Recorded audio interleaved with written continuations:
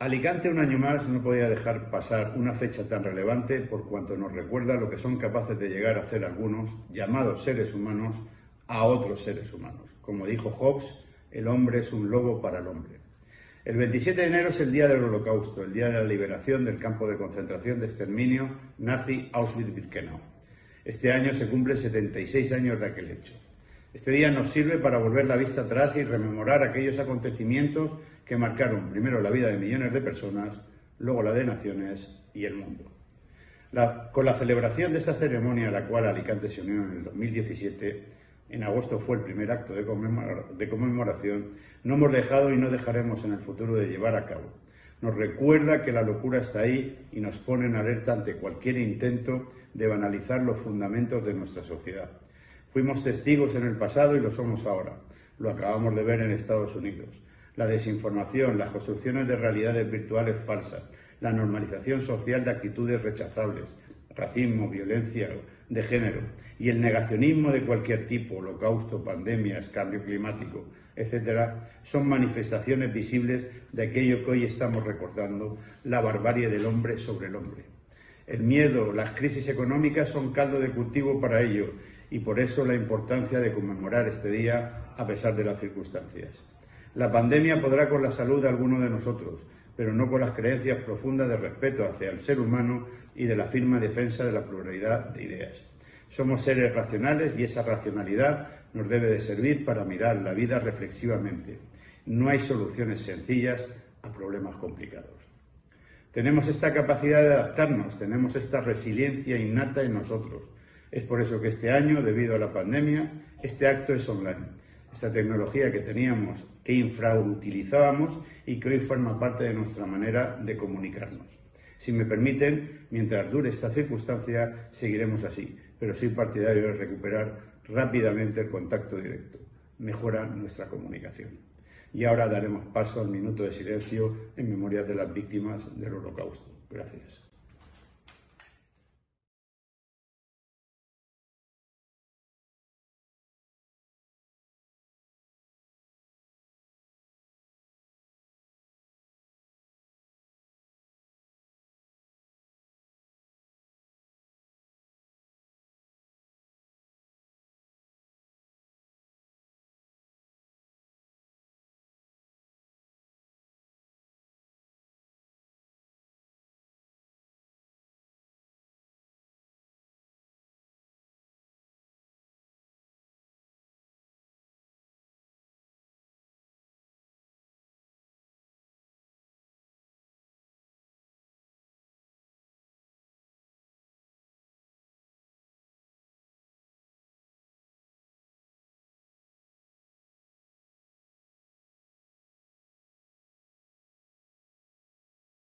Mi nombre es Florentín Aneta y soy nacida en Grecia, a Salónica.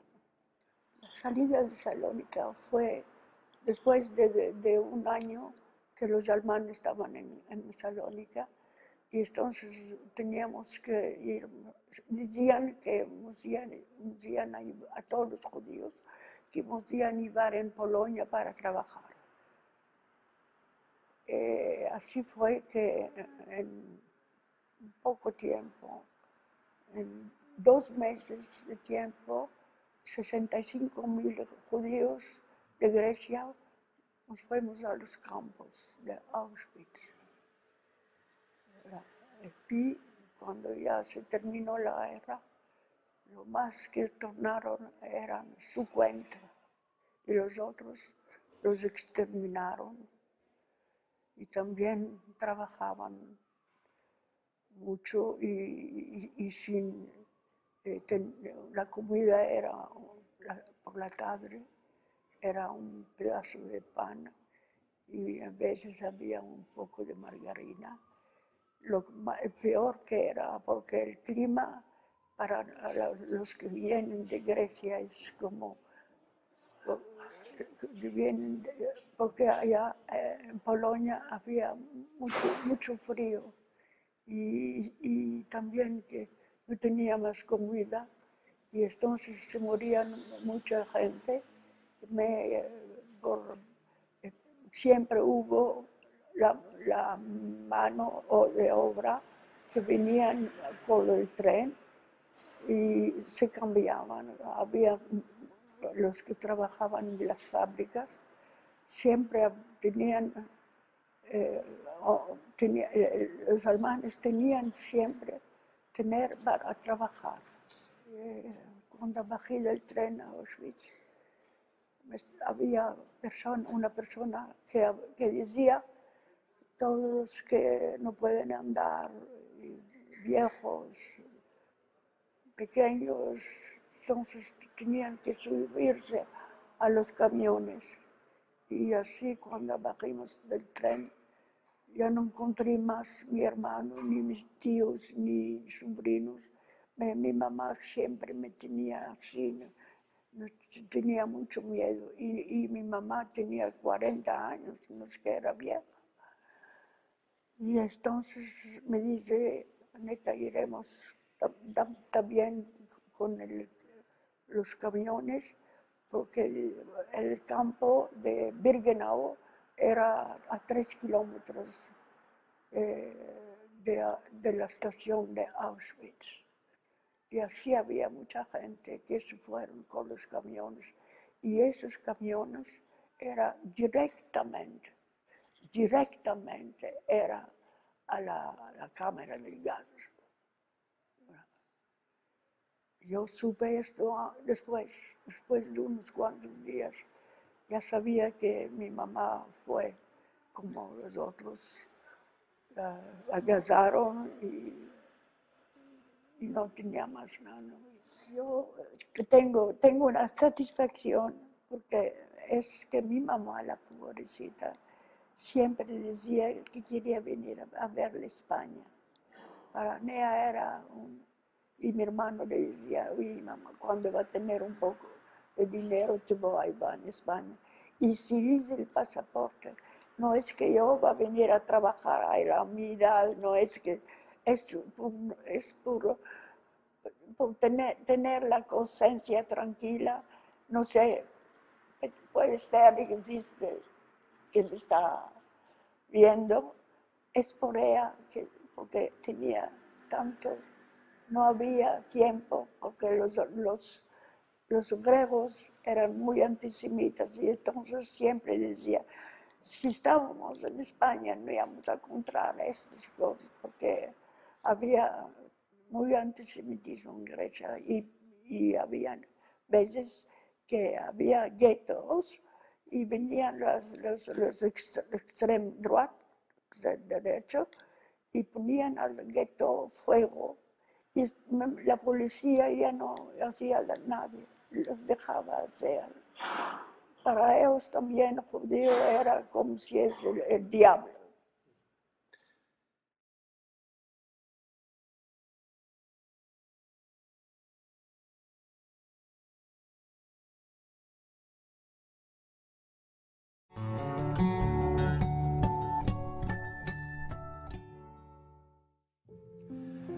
Desde Centro Sefardí de Israel creemos en la importancia de que los jóvenes españoles y la sociedad española en su conjunto conozcan el testimonio de los supervivientes del Holocausto. Aquellos que tuvieron la valentía, primero, de sobrevivir y segundo, de dar testimonio, son esenciales para nosotros. Y por eso, desde esta institución, favorecemos el que supervivientes del Holocausto que viven fuera de España nos acompañen, y también valoramos muchísimo los supervivientes que están o han estado con nosotros. Y en esa línea, un referente importante, yo diría de casi absoluto en el inicio de lo que es la memoria de la Shoah en España, fue Violeta Friedman. Una mujer que vivía en el anonimato, en la sencillez, y que en un momento dado decidió no pasar de largo ante la intolerancia, ante la barbarie. Salió a las calles, salió a los medios públicos y quiso reaccionar frente al absurdo del negacionismo, de aquellos que negaban la validez y la existencia del Holocausto. Desde aquí queremos rendirle un profundo homenaje, primero por lo que hizo, por ese paso adelante, por ese querer no pasar de largo o ser indiferente al sufrimiento humano. Y en segundo término, por ser una formadora de formadores. Violeta generó una generación de jóvenes españoles que siguieron sus pasos y lucharon activamente contra la intolerancia y promovieron los derechos humanos por encima de ideologías políticas y por encima de distintas sensibilidades que no afectan a lo que es la esencia de la dignidad humana. Ella es maestra en este sentido y por eso merece este sentido de homenaje que nosotros intentamos plasmar desde Centro Sefarad en este vídeo documental que ahora les ofrecemos. Muchas gracias. Mi madre, Violeta Friedman, fue deportada con toda su familia a Auschwitz-Birkenau cuando tenía solamente 14 años, y esto fue por el mero hecho de haber nacido judía. Nació en 1930 en una pequeña ciudad llamada Margita, en Transilvania, que antes era parte de Hungría y hoy pertenece a Rumanía. Por ello, ella siempre se sintió judía húngara. Margita tenía en aquellos tiempos 8.000 habitantes, de los cuales aproximadamente 1.600 eran judíos. Había un periódico judío y la sinagoga existía desde 1862. Mis abuelos maternos eran de clase media y les iba bien. Mi abuela se llamaba Margit y mi abuelo Miklos. Era un importante comerciante textil de la empresa Frati Friedman, muy conocida en esta región. En 1939, cuando mi madre tenía 9 años, comenzó la Segunda Guerra Mundial. En esta época se empezaron a propagar actos contra los judíos, cada vez más intensos, así como la segregación en las escuelas de alumnos judíos y cristianos, yendo a diferentes aulas y en distintos horarios a la escuela. Los que habían sido sus compañeros, que realmente eran compañeros de juego porque con 9 años era lo que hacían jugar, les gritaban en la calle, tiraban piedras, les insultaban y amenazaban. Y sus padres le habían pedido a Violeta y a su hermana que por favor no respondieran a estas provocaciones porque cualquier simple denuncia a un judío supondría una denuncia muy importante. Al poco tiempo, mi madre fue enviada a casa de sus tíos a vivir a 80 kilómetros de su propia casa para que escolarizarla en el liceo hebreo de Satu Mare. Mi madre siempre fue muy buena estudiante y un día, en 1944, el director del colegio entró en su clase con una cara muy triste para comunicarles la triste o la trágica noticia de que el ejército alemán había entrado en el país y que todos los alumnos que no eran de allí deberían de volver a sus lugares de origen. Por lo tanto, Violeta regresó con sus padres a Margita. Aunque mis abuelos ya habían oído hablar de guetos infames y campos de concentración, aún ignoraban que se estaban llevando a cabo asesinatos en masa de todos los judíos de Europa en las cámaras de gas. La familia de mi madre aún tenía esperanzas de que la guerra no durase mucho. En 1944, todos sabían que los alemanes estaban perdiendo, porque habían oído sobre la derrota de Stalingrado y había rumores del inminente desembarco de los aliados en Francia. Mi madre cuenta en sus memorias, en el libro que escribió, cómo en aquellos años todos los judíos en Margita se pasaban los días pegados a sus aparatos de radio a escondidas, convirtiéndose en expertos militares. Pero el fin de la guerra y la derrota de los nazis tardaría aún en llegar, y todos los judíos de aquella región fueron obligados a llevar la estrella de David como distintivo a partir de marzo de 1944. Mi madre decía siempre que los vecinos, que eran realmente sus amigos, ya no les saludaban y mucho menos se acercaban a ellos, y era por el miedo que tenían a los alemanes y a los colaboracionistas. Y en mayo de 1944 ocurrió lo que tanto temían. Vinieron los alemanes, reforzados por las cruces flechadas húngaras, y entraron en todos los hogares judíos prácticamente al mismo tiempo, ordenando también a mi madre y a su familia a salir de casa, dejándolo todo tal y como estaba. De ahí fueron primero agrupados al aire libre, en la plaza del mercado de la ciudad, durmiendo sobre paja sucia, mientras recogían a todos los judíos de la comarca. Cientos de miles de judíos húngaros fueron detenidos y deportados así en pocos meses. Ahí también fueron llevados a la fuerza los abuelos de mi madre, con la bisabuela de 93 años. Y a los pocos días los deportaron a otro gueto al aire libre de la capital de la región, Oradea. A finales de mayo de 1944 los llevaron a todos a la estación de la ciudad, bebés, niños, viejos y enfermos. Todos juntos fueron así deportados en vagones para ganado, sucios y malolientes.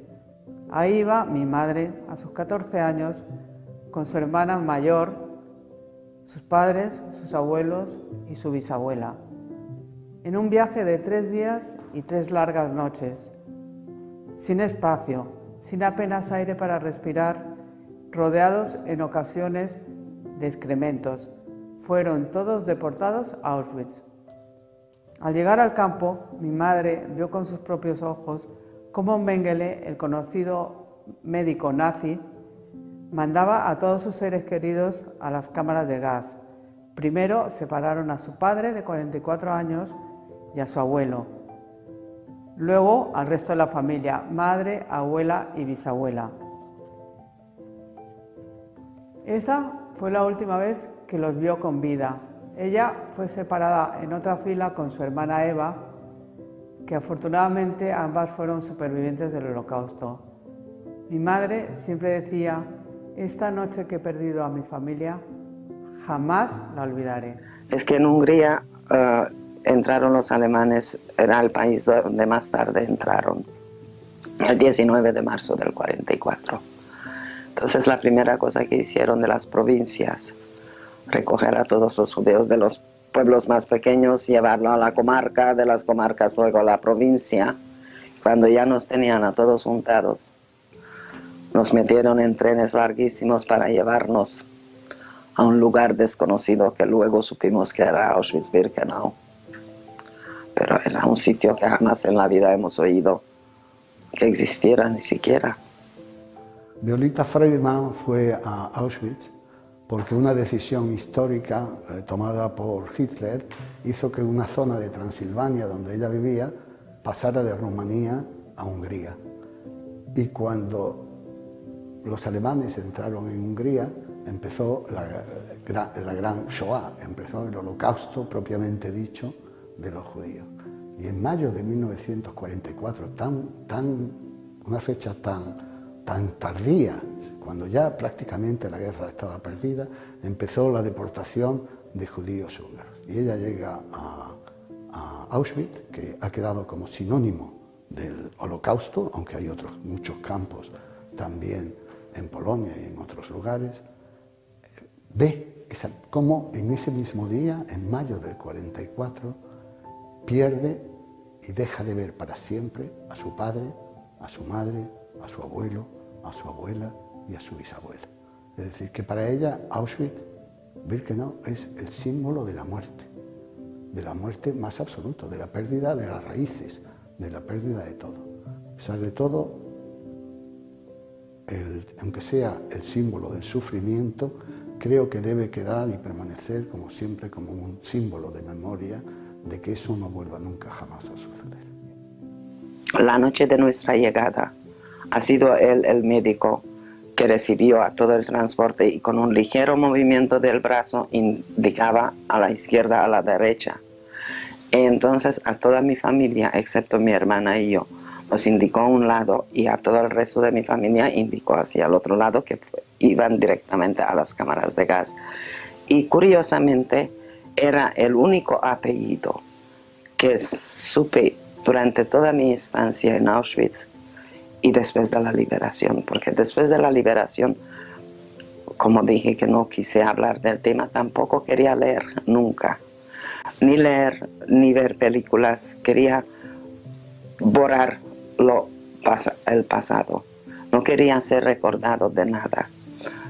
Y el apellido de Mengele fue el único que siempre se me resaltaba en mi cabeza.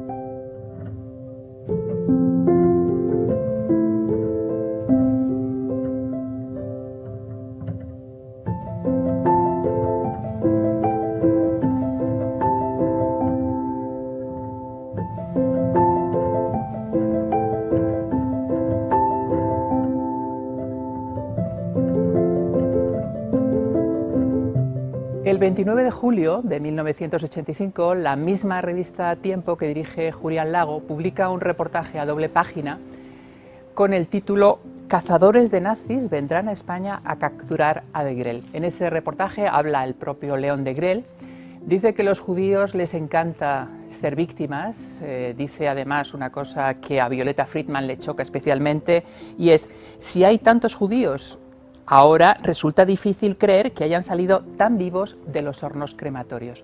Igualmente afirma León Degrelle en este reportaje que el doctor Mengele, conocido por sus experimentos en Auschwitz, era un médico normal y que Adolf Hitler naturalmente era una persona, un genio de la política. ¿Quién es este León Degrelle? León Degrelle es una persona que nace en Bélgica, una persona que en ese país funda el partido rexista y que inmediatamente se aproxima a la extrema derecha, al nazismo y también a Mussolini. De hecho, mantiene entrevistas en el año 36 tanto con Hitler como con Mussolini. Participa activamente en la guerra, crea además una división especial, la sección Valonia, que participa en numerosos enfrentamientos en Rusia junto con las SS nazis. Y cuando la guerra está a punto de terminar, León Degrelle escapa primero a Dinamarca, después a Oslo, y es en Oslo donde toma un avión que se supone que le va a permitir huir de esa debacle de los nazis. Ese avión finalmente aterriza muy malamente porque se queda sin combustible, aterriza en la playa de la Concha, en San Sebastián, y León Degrelle resulta gravemente herido, pero consigue salir adelante. Inmediatamente es protegido por el régimen franquista, primero le llevan a Andalucía y en el año 54 consigue la nacionalidad española. Es de hecho prohijado por una mujer que le da un nombre español y se va a llamar José León Ramírez Mérida. Él sigue haciendo negocios en España, cuestiones inmobiliarias, empieza a relacionarse con otros nazis que viven aquí en Madrid y también en el resto del país. Incluso consigue que le pongan un piso en la calle Santa Engracia, un piso enorme que nadie sabe muy bien quién financia, pero bueno, vive muy tranquilamente cerca de la plaza de Chamberí.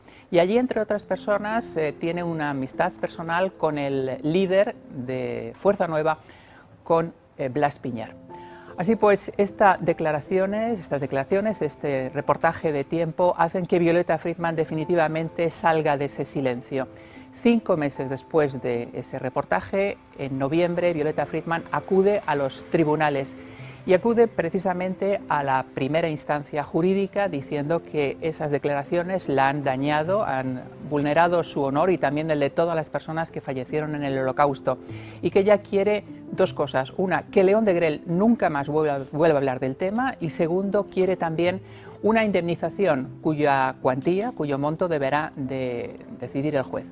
El caso contra León Degrelle me lo propuso llevar quien entonces había sido el presidente de la comunidad judía, Max Mazin, aunque me confesó que los abogados de las grandes figuras de la abogacía de entonces le habían dicho que no había nada que hacer. Yo entonces era un joven abogado que me estaba abriendo camino en Madrid y yo le dije: hombre, desde el punto de vista del derecho penal no hay nada que hacer, pero hay una ley nueva que desarrolla la protección del honor reconocido como un derecho en la Constitución, y a través de ahí podríamos iniciar un proceso contra él. Lo iniciamos y fuimos perdiendo sucesivamente, en primera instancia, en la apelación en la Audiencia Territorial y después en el Tribunal Supremo. Mas al recurrir ante el Tribunal Constitucional, el fiscal general del Estado se puso de nuestra parte apoyando el amparo y al final obtuvimos una sentencia reparatoria en el honor de Violeta Friedman y diciendo que resultaba intolerable este tipo de manifestaciones. Violeta Friedman pasó unos años muy malos porque tuvo que rememorar todo lo que había vivido desde entonces, pero al final se vio reconocida en este aspecto y además sirvió su caso y la sentencia para iniciar todo un procedimiento que llevamos en el Congreso de los Diputados antes de que yo fuese diputado, que desembocó en la modificación del Código Penal y la penalización de los delitos de antisemitismo con el negacionismo, xenofobia y racismo. En mi nombre, cuando he sufrido en mi carne, en toda mi familia, para mí ha sido intolerable. He sufrido durante 6 años y medio para conseguir justicia y por fin lo he logrado. Para mí ha sido una gran satisfacción la sentencia del Tribunal Constitucional. Yo conocí a Violeta pues allá por los años 90-91. La había conocido por televisión a raíz de los hechos en torno a León de Grel. Cuando estuve la primera vez con ella, pues percibí que era una mujer sencilla, una mujer luchadora y bueno, rápidamente conectamos. Coordinaba las primeras campañas que se hacían en España contra el racismo, el antisemitismo, y la invité a participar y ella dijo que sí. Y se convirtió en una activista que nos acompañó hasta el final de su vida. Sé que era una aportación de ella, porque incluso desde su propia comunidad ella me trasladaba que estaba en una actitud más cautelosa, pues porque había amenazas hacia todas las comunidades judías.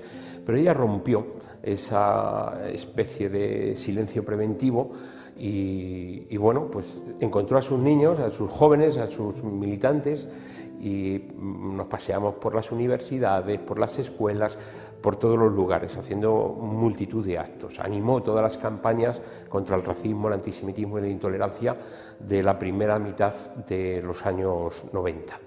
A raíz de esto, pues nosotros le hicimos presidenta de honor del Movimiento contra la Intolerancia, como no podía ser de otra manera. Y luego ya entramos en un periodo muy duro para su salud y en este periodo pues sufríamos mucho, porque ella era perseverante, era persistente y quería ir a todo tipo de acto que organizáramos, que había mucho acto de memoria del Holocausto, y bueno, pues nosotros tuvimos algún percance. De hecho iba mi hija por ella y iba con mucho miedo.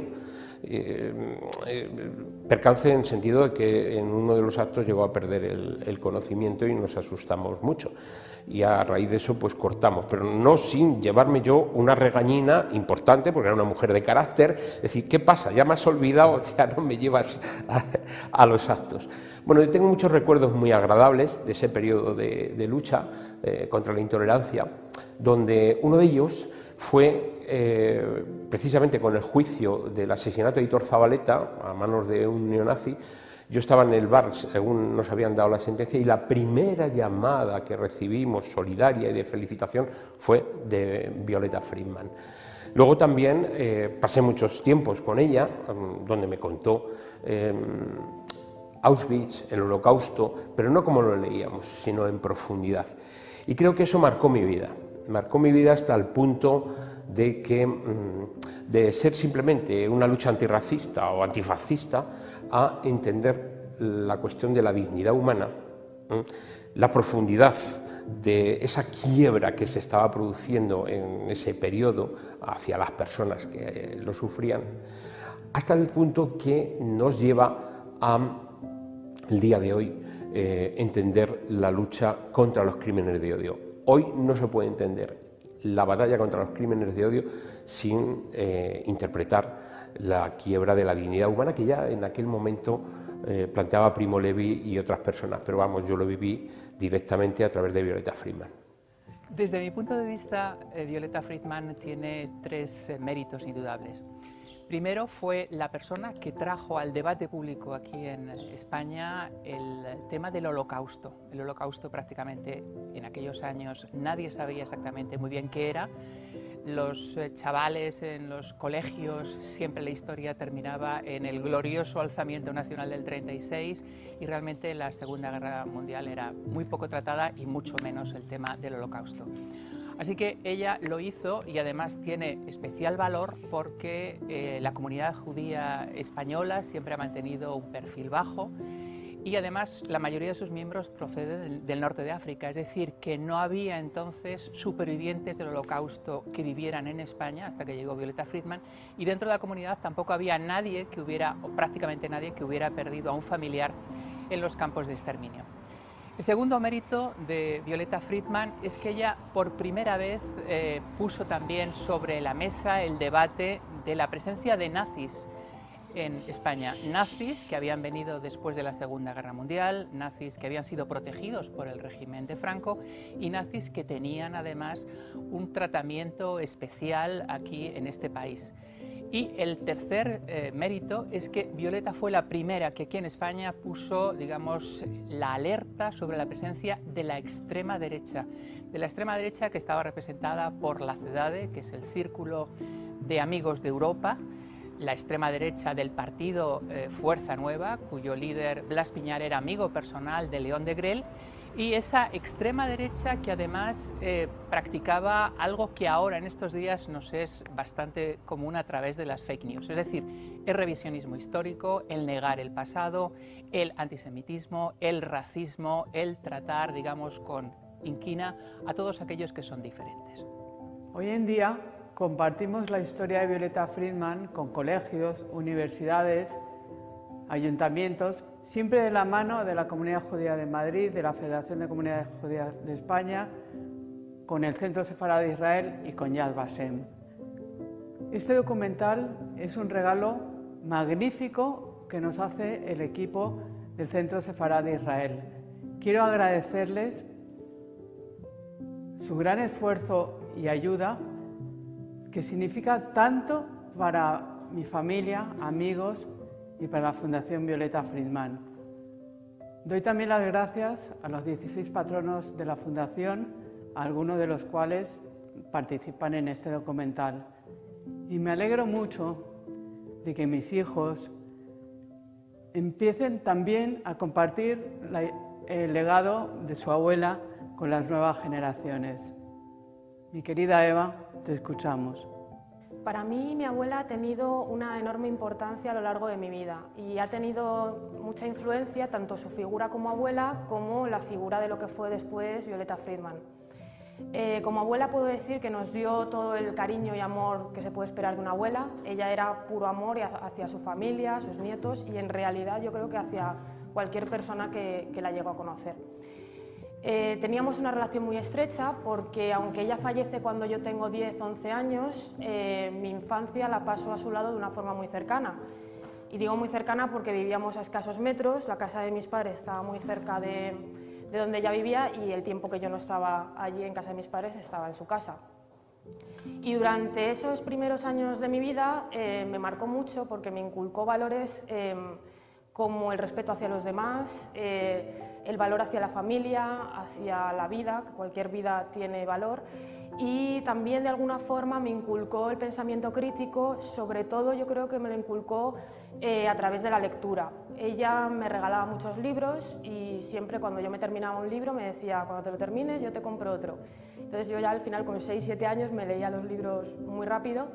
Y de hecho me regaló su libro, sus memorias, en mayo del 98, cuando yo tenía 8 años. Me lo regaló con la condición de que yo me lo leyera con 14 años, porque consciente de que sabía que me gustaba leer, no quería que lo leyera porque era un libro muy duro para una niña. Finalmente me lo leí con 10 o 11 años y aunque no entendí todo bien, sí que entendí el mensaje y a partir de ahí se despierta en mí un interés hacia el Holocausto y también se despierta una gran admiración y respeto hacia mi abuela, que ha ido creciendo a lo largo de los años, y un gran interés. El año pasado, por ejemplo, estuve en Yad Vashem, gracias a Centro Sefarad, que me invitó a un seminario del Holocausto.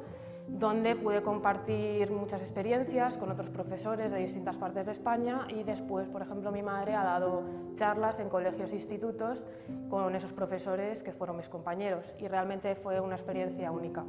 La figura de Violeta Friedman para mí también representa lo opuesto al nazismo, representa el amor y la bondad, representa la verdad frente a la manipulación y a la negación y representa una lucha constante que llevó a cabo de una manera muy valiente y de una manera ejemplar.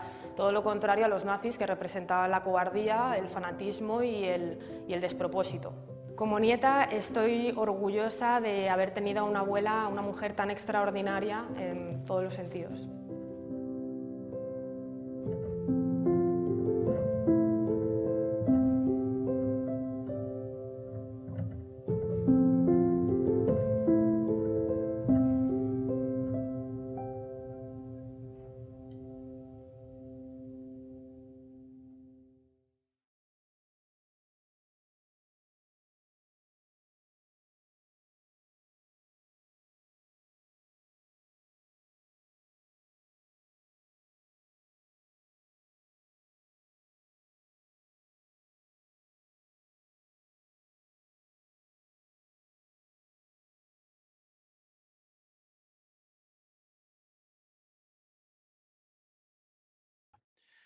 Buenos días. Es un placer presentarles al rabino Carlos Tapiero, originario de Argentina, pero nacido en Cádiz, quiero incidir en eso, que nos hablará sobre el Holocausto, un fenómeno sin precedentes.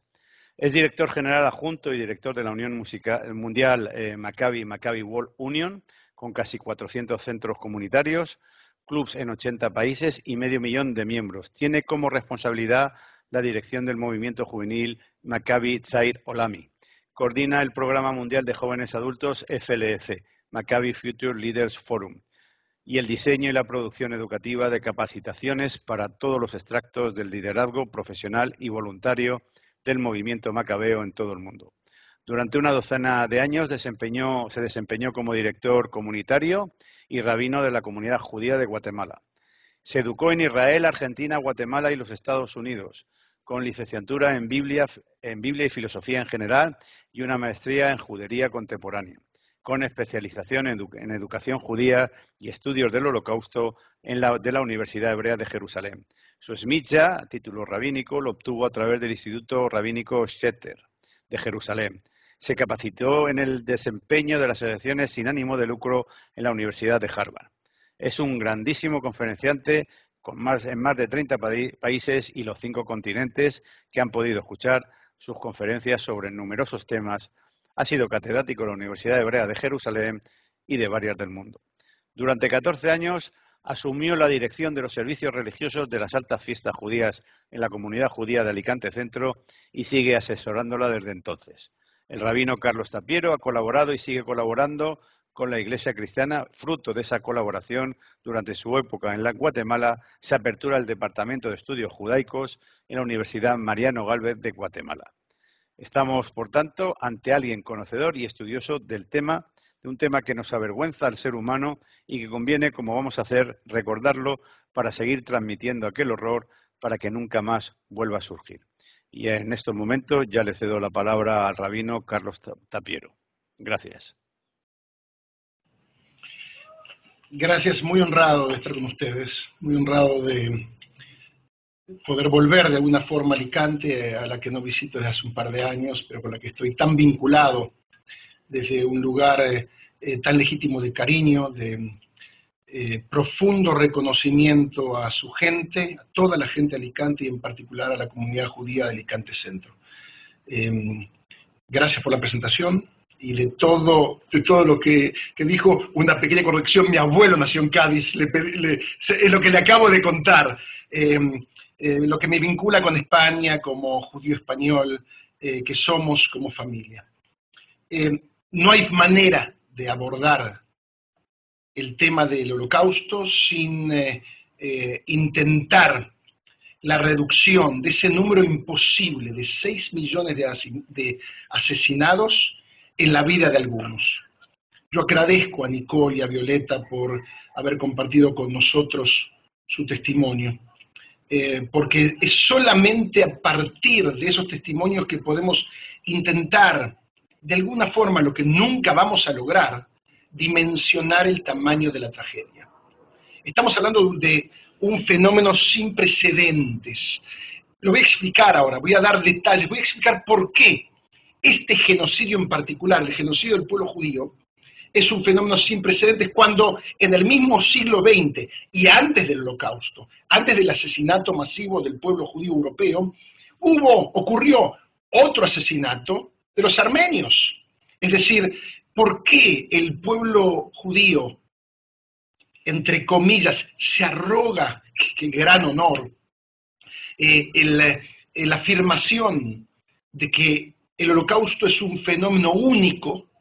Lo voy a explicar con detalles con cada uno de sus componentes. Y de ahí vamos a entender cómo es que el viejo odio contra el pueblo judío que nace, crece y se desarrolla en la Europa cristiana bajo la acusación del pueblo judío como pueblo genocida, y a partir de ahí se multiplican incontables mitologías contra el pueblo judío, cómo es que ese odio ya europeo, que es el odio cultural más viejo de Europa, cómo se transforma en nazismo y cómo se racionaliza el odio ya existente en Europa en un odio que finalmente va a acabar prácticamente con toda la judería europea.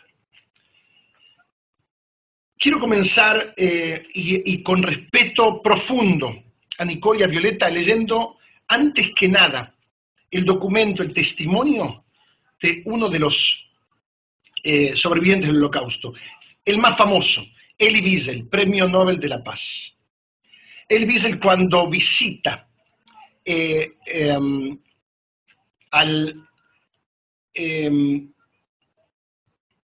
cuando llega por primera vez a Auschwitz, como judío húngaro que era, Elie Wiesel se presenta ante nosotros como sobreviviente, contándonos la experiencia de esa primera noche en Auschwitz.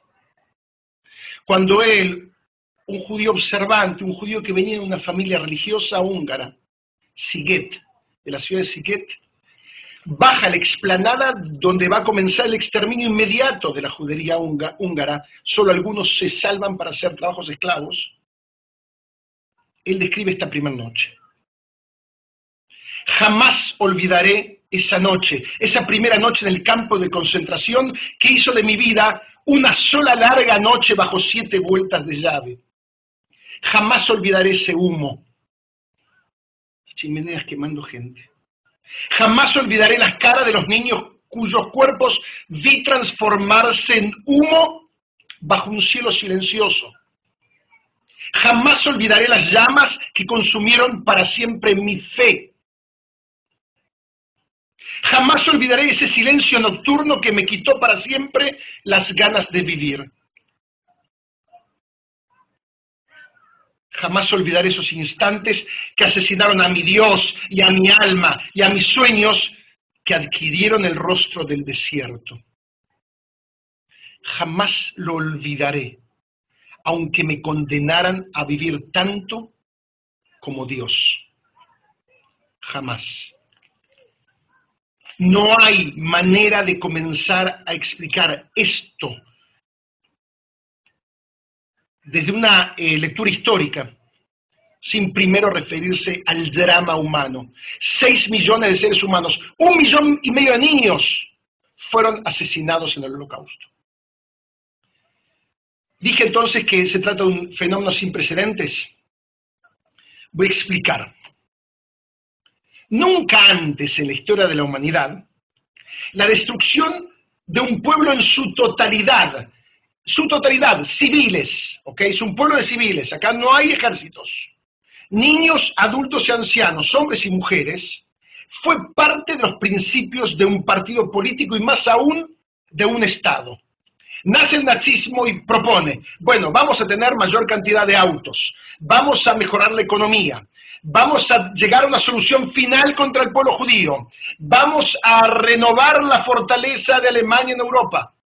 ¿Escucharon lo que dije? ¿Escucharon cómo lo conté? El pueblo judío como el pueblo causa de la destrucción moral, formal, física del Reich, de esta Alemania gloriosa. El pueblo judío es el gran enemigo del Reich. La enseñanza de odio contra un pueblo como uno de los principios de Estado nunca antes habían sido una parte integral de la ideología de un Estado, y mucho menos de un Estado moderno.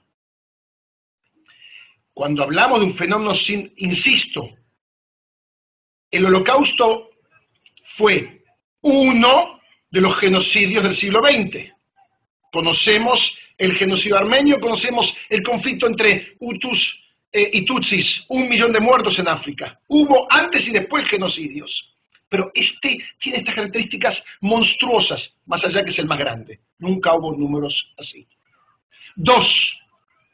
Nunca antes el Estado implementó pasos consecutivos de segregación y luego de asesinato genocida. Y acá nos quiero retrotraer a todos a cómo se arma esto. En enero del 33 asume Hitler y comienza la violencia física contra el pueblo judío en Alemania, pero los judíos son ciudadanos. Hablo de separación, segregación. El 15 de septiembre de 1935, las leyes de Nuremberg. En ese momento, judíos alemanes que tenían la misma cantidad de años que cualquier alemán no judío en Alemania, cientos de años de presencia en Alemania, pierden en un santiamén su condición de alemanes y pasan a ser parias dentro del propio Estado, pierden su condición de alemanes. Segregación primera, civil. Hubo un número importante de héroes de guerra judíos alemanes de la Primera Guerra Mundial, condecorados por Alemania, que se suicidaron cuando esto ocurre. Que no pueden entender cómo la madre patria, Alemania, puede hacer semejante brutalidad contra sus propios patriotas alemanes judíos. La segregación continúa porque esto es un programa primero de prueba y ver si la cosa pasa.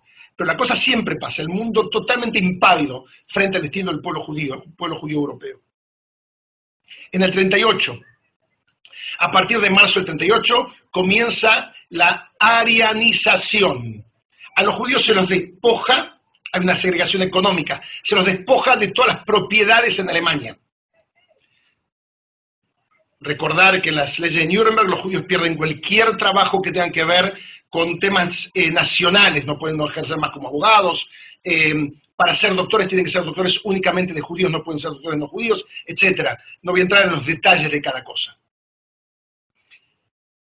38, ahora los judíos son segregados económicamente, tienen que desprenderse de todo lo que con siglos de trabajo consiguieron.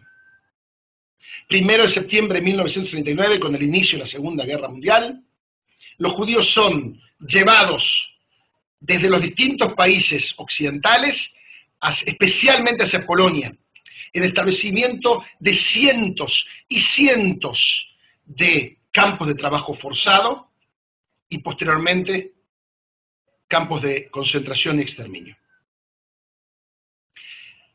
Y la segregación última es el exterminio mismo. El exterminio comienza a partir de la operación Barbarroja, en el 22 de junio de 1941, y donde en la invasión de 1 millón de tropas nazis dentro del frente soviético, se mata entre 750.000 y 1,5 millones de judíos a balazos, con incontables testimonios de judíos sacados de sus pueblitos, llevados a algún tipo de campo, y mejor si es un bosque, para ocultar el asesinato, cavando fosas generales y después matando a todos desnudos adentro. Y sobre esto hay incontables testimonios y después se encontraron fosas comunes. Para llegar finalmente a la solución final. La solución final se decide en enero del 42, en Wannsee, un pueblito encantador, burgués precioso, al lado de un lago, cerca de Berlín, en una casa preciosa, en donde se reúne toda la dirigencia nazi, salvo Hitler, para diseñar este programa de exterminio sistemático del pueblo judío. Lo que voy a explicar ahora en los otros pasos. Un programa que arma las fábricas de la muerte. 3. Se diseñó, fabricó y utilizó toda la tecnología de la época para exterminar a un pueblo. Cuando en Wannsee, el 20 de enero del 42, la dirigencia última, la cúpula de los nazis se juntan para ver cómo acabar con el pueblo judío, empiezan a buscar qué tecnologías tenían para hacerlo. Porque las balas son caras y son muy importantes para la guerra, y no son perfectamente eficientes. El padre de un amigo mío, por ejemplo, la bala le rompe el cráneo, pero no lo mata, se despierta, porque cayó desvanecido en la fosa común, aplastado por un montón de cadáveres, logra subirlos y salva su vida. Había que encontrar otra manera, y ahí es cuando se diseñan las fábricas de la muerte, los campos de exterminio, el ciclón B, las cámaras de gas, los crematorios. Y ahí está el infame Auschwitz, Majdanek, Treblinka, los 6 grandes campos de concentración y exterminio. Fábricas de muerte. Fábricas de muerte. Esto no tiene no hay nada que existió ni antes ni después de esto. Bendito sea Dios, después de esto nunca más hubo cosas así. 4. Se evaluó la forma más rápida, eficiente y barata de exterminar a las personas. Esto tuvo que ver, es decir, ok, ¿cómo lo hacemos esto? Necesitamos acá, hay muchos judíos. Ellos habían evaluado que habían 11 millones de judíos en Europa, apenas se habían 6,5, y acabaron con 6 millones de judíos. Acabaron con la judería europea. Pero ¿cómo hacerlo también barato? Y entonces se diseña todo esto, se arma todo esto. 5. Se crea un programa sistemático de deshumanización donde el hombre era reducido por una ideología a una clasificación de subhumano. Esto lo voy a explicar un poquito en unos instantes. Pero piensen en lo siguiente. ¿Cómo hace el padre de una familia que se reúne, de un jerarca nazi, que se reúne a la noche con su mujer y sus hijos, y escucha música clásica y come bien? ¿Cómo hace, después de haber servido durante todo el día en el campo de exterminio de Auschwitz, con una producción máxima de 12.000 asesinados por día? 12.000 asesinados por día. ¿Cómo hace para volver? Cuando él ve físicamente que niños de la edad de sus hijos, menores y mayores de sus hijos, son asesinados. ¿Cómo puede dormir en paz? Bueno, la única forma de lograr esto es definir al pueblo judío como subhumanos, no parecen humanos, caminan como humanos. Hitler cuenta esto, dice, mira, no se trata, y eso ya lo cuenta en el Putsch, cuando él es llevado a la prisión en los 20, cuando intenta el primer golpe de Estado, antes de ser legítimamente electo en enero del 33. Legítimamente, ojo, con la tolerancia de las democracias sobre los intolerantes. Él dice, no se trata de este o aquel judío. Porque podéis ver en la calle quizás a un judío que acompaña a una señora mayor y la ayuda a cruzar la calle, o que tiene un acto... No, al final del día es un problema racial. La sangre de los judíos los conduce a nacer, o su tema racial, a finalmente te van a traicionar. Y esto es el giro de generaciones de enseñanza de odio contra el pueblo judío. Si el pueblo judío es aquel que fue capaz de matar a Dios, por supuesto va a ser capaz de hacer cualquier barbaridad contra la humanidad. ¿Entienden cómo la brutalidad del odio, del deicidio, que después el cual se libera la Iglesia en 1965 en el Concilio Vaticano II, dice no, tenía que ocurrir la pasión de Jesús, no podemos acusar al pueblo judío. Bueno, la Iglesia se reformula y reconoce que en la enseñanza de ese odio se acabó el pueblo judío en muchas ocasiones, en la Inquisición española, y después europea, en las cruzadas antes, por supuesto en el Holocausto. Otra vez más, es posible hacer esto porque Europa ya odiaba al pueblo judío. 6. Se diseña un programa de destrucción de la personalidad, donde se despojaba a aquellos que eran llevados al campo, los campos de concentración, de sus elementos más elementales: el pelo, el cabello, la ropa, el alimento que hacía que todo el mundo recibían 182 calorías diarias, cuando el ser humano necesita 2000 para existir, para vivir. Entonces cada uno, después de poco tiempo, cada uno, cuando miraba al otro, el otro era uno y uno era el otro. Uno perdía el deseo de vivir, y esto estaba diseñado así por los nazis, para que cuando llegara el momento del exterminio, después de haber usado a algunos judíos como trabajo esclavo, después matarlos sea fácil. Y por último, lo que no es un tema menor cuando hablamos de la Segunda Guerra Mundial, una guerra que dura casi 6 años, se antepuso un criterio ideológico a uno militar durante el transcurso de una guerra, al punto de debilitar al frente propio. Imagínense todo esto. Hay una historiadora, Davidovich, que llama a la Segunda Guerra Mundial The War Against the Jews, la guerra contra los judíos. Primero porque para Hitler de verdad era así. Él tenía una guerra cósmica contra el pueblo judío que voy a explicar ahora. Pero también para eso tenés que dedicarle esfuerzo. Cuando en forma absolutamente dedicada, obsesiva, se persigue en todos los pueblos, tratar de buscar en altillos a ver si quedó algún judío, cuando hacen las deportaciones, y a los que encuentran, por supuesto, los matan en el momento. Esto es una locura, eran civiles, no había ninguna preocupación militar frente a ellos. Cuando parte de los recursos militares del Tercer Reich, que quiere conquistar toda Europa y después el mundo, ahora lo voy a explicar, son dedicados para matar a civiles, entonces estamos descuidando, nosotros los nazis, estamos descuidando parte de nuestra propia misión militar, no para Hitler, porque para Hitler acabar con el pueblo judío es un tema central. Por estos 7 puntos es que el holocausto es un fenómeno sin precedentes. ¿En qué creían los nazis?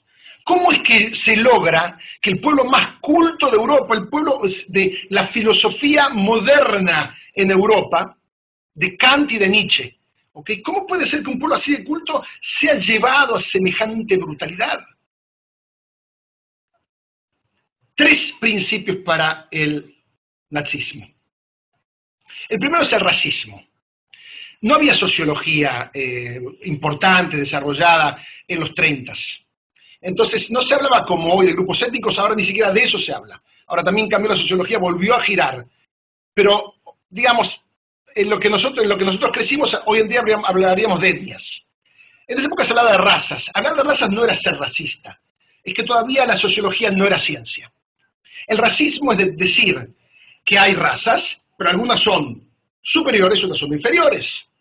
Bueno, de esto hace Hitler su primer principio. La raza superior, por supuesto, como todos saben, la definición nazi son los arios, que son los arios, ¿okay? Y se va bajando. Por ejemplo, los eslavos, o sea, polacos, rusos, etc., tenían que ser esclavos de los arios. Y al final de todo hay 2 grupos. Los negros y los judíos. No hay negros en Europa, no había negros en Europa en esa época, entonces no había inmigración desde África. Entonces, los negros los definen como semimonos. Y a los judíos los definen, y acá está, como la tuberculosis de los pueblos. Raza, sangre. ¿Qué haces con la tuberculosis? La acabás. Tenés que borrarla. Entonces, ese jefe de campo de exterminio se va a dormir tranquilo Porque al acabar y al asesinar al pueblo judío, está acabando con cierto tipo de raza que se puede mezclar con las personas, que no es un hombre, que es un subhumano y que además lo contamina. Estoy salvando al mundo de la contaminación. ¿Escuchan esta locura, esta brutalidad? Bueno, este es un principio central, y el primero, de la ideología nazi. El segundo es el darwinismo social. ¿Qué enseñó Darwin? ¿Quién se impone en la naturaleza? El más apto, el más fuerte. Bueno, Hitler acá, en este sentido, es totalmente opuesto a lo que nosotros crecimos en, y ahora lo vamos a entender, en el occidente judeocristiano. Él dice, nosotros los seres humanos somos también animales. Y si la raza superior son los arios, por ley natural, por Darwin, por darwinismo social, tienen que ser los arios los que dominen a las inferiores. Entonces, el tema natural, la ley natural, es que el hombre fuerte tiene que tomar y hacer lo que desee con el débil, sin compasión ni consideración algunas, porque en una apología a la fuerza, obviamente, porque eso es lo que la naturaleza determina. Hagamos matemáticas, sumen racismo con darwinismo social, llegamos al tercer principio, que siempre las ideologías totalitarias son muy sencillas de entender y son cerradas, perfectas. Si aceptaste los primeros dos principios, llegas al tercero. El expansionismo territorial. Sí, los arios son los más fuertes, y por ser los más fuertes, por ley de Darwin, el más fuerte tiene que imponerse al más débil. El acto máximo de creación humana es la guerra. El pueblo ario tiene que permanentemente expandirse, tiene que conquistar el mundo. Y si hoy hice un pacto contra los japoneses, y entonces los defino como los arios del oriente, al final de mañana también los tengo que atacar. Porque, dice Hitler, la fuerza de un pueblo, su energía creadora, está en el acto de guerra. Un pueblo que por 20 años no está en guerra, pierde esa energía creadora. Esta es la locura. El Reich tenía que estar todo el tiempo en una guerra expansiva. Entonces acá se entiende por qué se habla de una lucha cósmica contra el pueblo judío. Porque en esta lucha cósmica, los principios del nazismo son perfectamente opuestos a los de nuestra tradición judeocristiana. ¿Cuál es el principio primero? Racismo. ¿De qué habla racismo? De la máxima, última y determinada desigualdad. Superiores e inferiores. ¿Cuál es el principio judeocristiano en que crecimos? La igualdad de cada ser humano en los ojos de Dios. 2. Segundo principio, el darwinismo social. ¿Cuál es aquel valor sobre el cual se sostiene? La fuerza bruta. ¿Cuál es el valor de nuestros principios judeocristianos? La fuerza del espíritu. El tercer punto, el expansionismo territorial. ¿Sobre qué ideal se sostiene? La guerra. ¿Cuál es el último ideal mesiánico? La paz. Por lo tanto, Hitler va a decir el máximo enemigo que tiene el mundo, nosotros los arios, es el judaísmo, es el judío, lo pone con mayúscula. Porque él promueve mentiras, igualdad entre los ojos de Dios, fuerza del espíritu y del amor, paz, para meterse en las sociedades. Cuando en realidad hay una desigualdad necesaria, hay una fuerza bruta que es la que se tiene que imponer, y el ideal último de un pueblo es la guerra. En nuestro pueblo superior es la guerra. Entonces, por ejemplo, él dice, ¿qué son los británicos? Son arios judaizados, son arios que abrazaron esta ideología de igualdad, de fuerza del espíritu y de paz. ¿Cómo desjudaizás a un ario? Lo agarrás, lo tomás, agarrás un palo, le reventás la cabeza, ¿ok? Y hasta que en un momento dice, ya no creo más en eso. Así se creó el primer campo de concentración, Dachau, en marzo de 1933, un mes y días después de que asumió Hitler. ¿Para qué se creó? Para desjudaizar a los arios de Alemania. para que a través de la opresión brutal renuncien a sus ideologías. Voy a terminar con cómo hicieron esto los nazis, cómo hacen que esto funcione. Cómo diseminar semejante ideología que cuando la cuento, cuando uno la verbaliza, dice, no puede ser. No puede ser que el pueblo más culto de Europa haya abrazado semejante brutalidad. Bueno, esto se hace con muchos mecanismos. El primero fue la anulación de la democracia. Sube efectivamente en forma democrática Hitler en enero del 33, inmediatamente proscribe el resto de los partidos. El único partido permitido es el nazi. ¿Ok? Se acabó.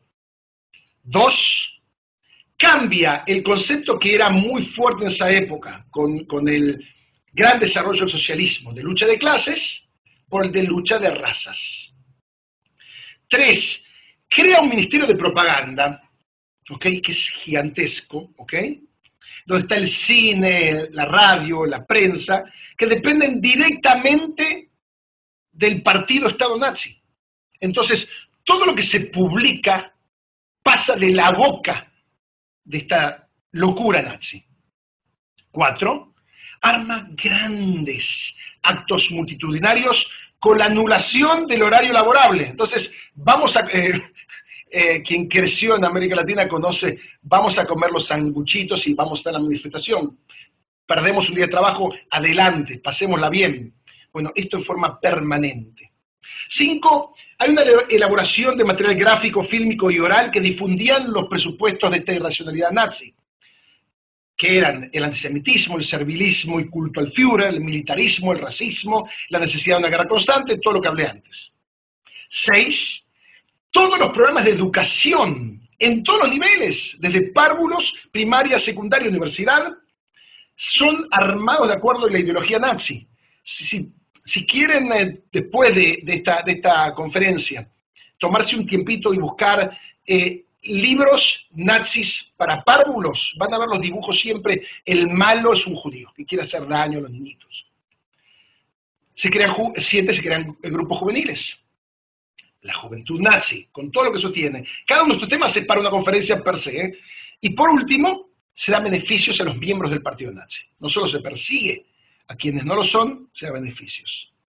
Y esto se hace también con la creación de grupos de RSHA, la Oficina Central de Seguridad del Reich, ¿okay? Que fusiona la Gestapo y la SD, y que se encarga del exterminio judío, los Einsatzgruppen, que son los que matan a los grupos de acción, que matan a los judíos en el avance del 1.000.000 de tropas nazis en el ataque contra los soviéticos, la Gestapo, la policía secreta de la Alemania nazi, que persigue sistemáticamente a los judíos, la SS y la SD, que son los grupos de seguridad del Führer, ¿okay? que eran los que conformaban a las fuerzas más brutales de los nazis. También esto se hace con asesinos que arman todo esto. Alfred Rosenberg, que es el gran ideólogo nazi, que es el que desarrolla esta ideología, el que interpreta la voluntad del Führer. Reinhard Heydrich, que él, como jefe de la Gestapo, ¿okay? Él arma los Einsatzkommando, estos grupos que mataron a entre 750.000 y 1,5 millones de judíos, como conté antes. Hess, Rudolf Hess, ¿okay? El comandante de Auschwitz, el dueño de la fábrica de la muerte, ¿okay? Adolf Eichmann, que fue aquí en Israel, fue ajusticiado recién en 1962, cuando se logró capturarlo en Argentina, ¿okay? Pero que fue el que armó, un burócrata que arma la solución final, y por ejemplo Hermann Göring, el que fundó la Gestapo. Por último, quizás el caso más brutal es el de Paul Joseph Goebbels, el ministro de propaganda, porque tan comprometido estaba con la locura que él se suicida junto con su esposa y envenenó a sus 6 hijos, el del búnker donde muere el Führer, donde muere Hitler. Amigos, es un día tremendo para el pueblo judío. Quiero que sepan que lo que se conmemora en el día de hoy es la liberación del campo de exterminio de Auschwitz. Yo les pido que busquen en YouTube, lo van a encontrar muy fácil, liberación de Auschwitz, y que vean un poco las imágenes. Esas pilas brutales de cadáveres de miles y miles y miles de asesinados. Yo les pido que lean un poco más, que le den continuidad al tema este. Y les pido que luchen contra el antisemitismo como tal que generó este asesinato y contra cualquier forma de racismo. Porque el racismo, en su expresión última, mata. Mata. Y recordemos que todos somos iguales, con el mismo valor ante los ojos de Dios. Gracias. Muchas gracias, Rabino, muchas gracias, Carlos. Ha sido muy interesante y, por supuesto, no dude que nosotros aquí vamos a poner nuestro granito de arena para seguir luchando contra el racismo y contra esa xenofobia y ese populismo que nos está atacando hoy en día en todas partes del mundo. Así que, evidentemente, las circunstancias son es la que es, pero lo importante es que estemos y que se recuerde el día y que se recuerde que somos seres reflexivos y que debemos de reflexionar antes de actuar con las tripas, que eso nos hace mejores y nos eleva. Por lo tanto, nada, un placer para todos vosotros. Si queréis preguntarle algo a alguien o algo, pues estamos a tiempo, que podemos aprovechar la conexión. Si el rabino se tiene que marchar, pues nada. Si quiere contestar algo, a lo mejor alguna pregunta de Blanca, pues lo que diga. Bueno, sobre todo agradecerle, ¿no?, por la conferencia y por la participación en el memorial, ¿no? Realmente este es un día que es importante también que nos impliquemos en que más allá de las comunidades judías, los no judíos también lo recuerden, porque este es un aprendizaje y esto es algo que pertenece a la historia de Europa, ¿no? Y que los judíos y los no judíos yo diría que casi más importante que aprendamos la lección y que contribuyamos a este no olvidar, ¿no?, al We Remember, a la campaña. Así que nada, solamente darle las gracias y un placer haber podido escucharle. Gracias, Blanca, gracias a ustedes realmente, gracias de corazón.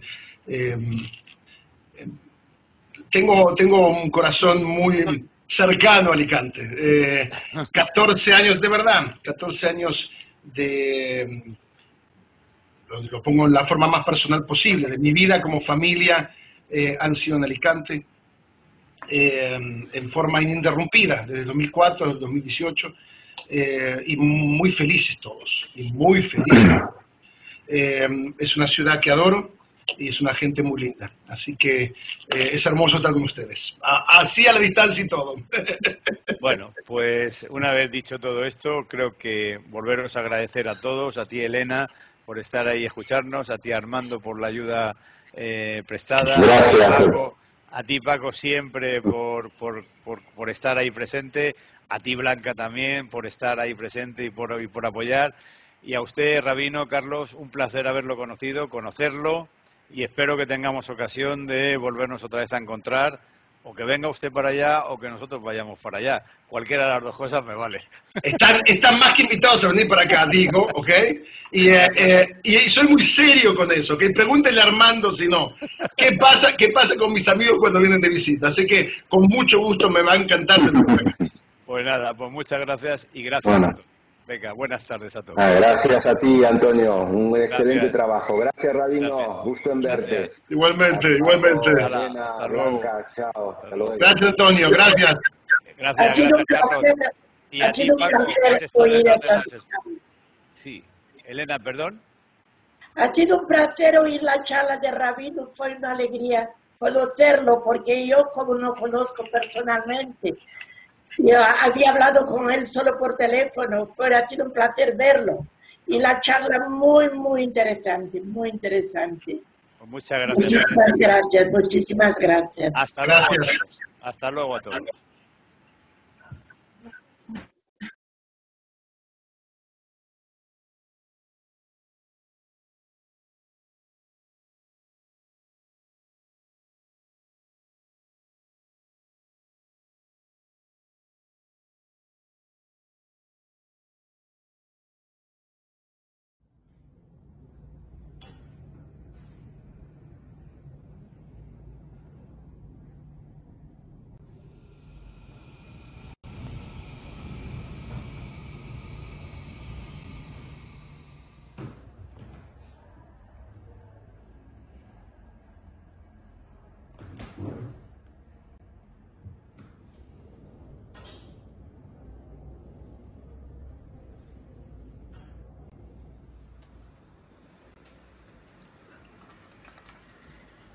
En memoria a los 6 millones de judíos que fueron masacrados durante el Holocausto. En recuerdo de los 6 millones de judíos asesinados por los nazis durante el Holocausto.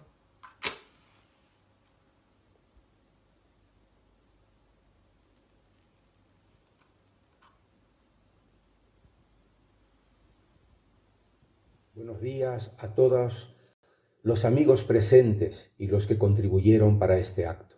Muchas gracias por permitirme decir esas palabras y seré breve en este evento tan emotivo. Un evento que este año se realiza de manera diferente debido a las restricciones para la realización de actos presenciales, causa de la grave situación que estamos viviendo en nuestra ciudad y alrededores por la pandemia del COVID-19. El mero hecho de poner empeño y hacer este acto en esta forma telemática y virtual es lo que lo hace más grande y más valioso y manifiesta la importancia que tiene. Vivimos en una situación de salud excepcional que se ha cobrado la vida de más de 2 millones de personas en todo el mundo. 2 millones de seres humanos fallecieron por la enfermedad COVID-19 sin que haya habido discriminación de credos, etnias o nacionalidades. Fallecieron porque este virus afecta en algunos casos de forma mortal a todos los seres humanos por igual. Es escalofriante pensar que 2 millones de personas perdieron la vida en todo el mundo y con pena y desesperación esta cifra nos remite y nos muestra la magnitud de lo que fue el asesinato de 6 millones de personas de un solo pueblo, elegidos para morir por el mero hecho de que eran judíos en Europa durante la dictadura del régimen nacionalsocialista. Eso es lo que recordamos hoy, sus memorias. La antropóloga Margaret Mead, durante una clase, un alumno suyo le preguntó qué consideraba ella que era el primer signo de civilización en una cultura. Ella contestó que era un fémur que se había roto y luego sanado. Explicó que en el mundo animal si te rompes el hueso de una pierna mueres, pues no puedes huir del peligro, ir al río a beber o buscar comida. Eres carne de bestias. Ningún animal sobrevive a una pierna rota el tiempo suficiente para que el hueso sane. Un fémur roto que se ha curado es evidencia de que alguien se ha tomado el tiempo para cuidar al que se cayó. Y es exactamente en ese punto donde comienza una civilización. Señoras y señores, ¿en qué punto de la civilización estaba la humanidad y la sociedad alemana en aquellos tiempos? ¿De qué manera en los tiempos actuales estamos cuidando para que tamaña barbarie jamás vuelva a suceder? Son preguntas de difícil respuesta. El pasado es inamovible y será siempre una carga para la humanidad, pero el presente es un tiempo de acción y es en este tiempo donde debemos obrar para erradicar de nuestras sociedades el odio y la intolerancia. Agradecemos a la Concejalía de Cultura del Ayuntamiento de Alicante por haber realizado este acto que estamos seguros será un instrumento para la educación y la concientización. Es de esta forma donde podemos honrar las memorias de los que padecieron. Muchas gracias. Keil malei rachamim, shochein bamegomim, hametzei menucha nechona, al kanefei ashchina.